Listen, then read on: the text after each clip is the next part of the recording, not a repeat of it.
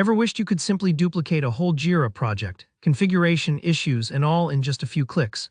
Today, I'll walk you through exactly how to do that using a smart, easy solution.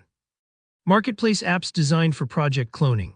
By the end of this tutorial, you'll know how to make a full copy of any Jira project without the tedious manual work, saving yourself a ton of time and hassle.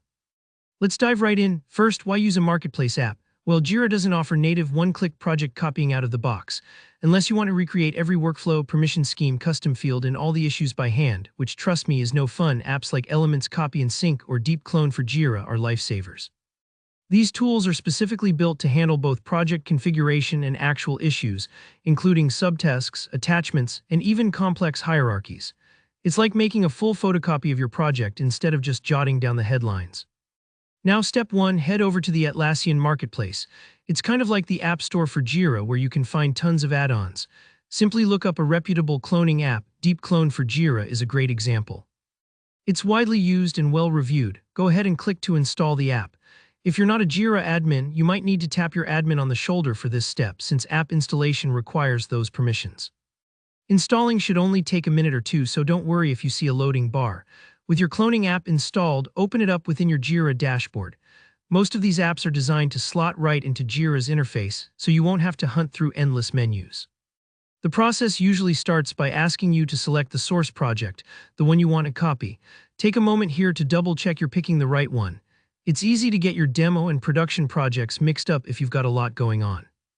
Next, you'll pick your destination for the clone project. If you want an identical copy with everything the same, you can usually keep the default settings. But here's the cool part, these apps often let you fine-tune what gets copied. Want to just copy the issues but not the project settings or vice versa? You get to choose.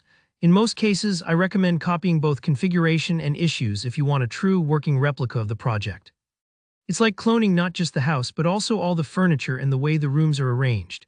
Depending on the app, you might also have options for handling related data like issue links, user assignments, or sprints. This is particularly handy if your project has a complex structure, say a product backlog with lots of dependencies. If the app offers advanced options and you're not sure what to select, don't worry.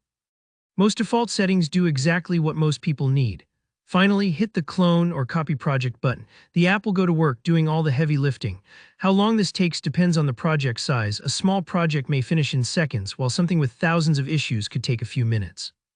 You'll usually get a notification once it's done, and voila, you now have a fully functioning copy of your project, ready for testing, experimentation, or whatever you need. And that's it. With just a few thoughtful steps, you've bypassed hours of manual setup.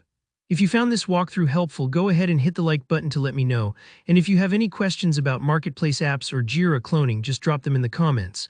I always check and try to reply. For more practical Jira tips just like this, don't forget to subscribe. Thanks for watching and happy cloning.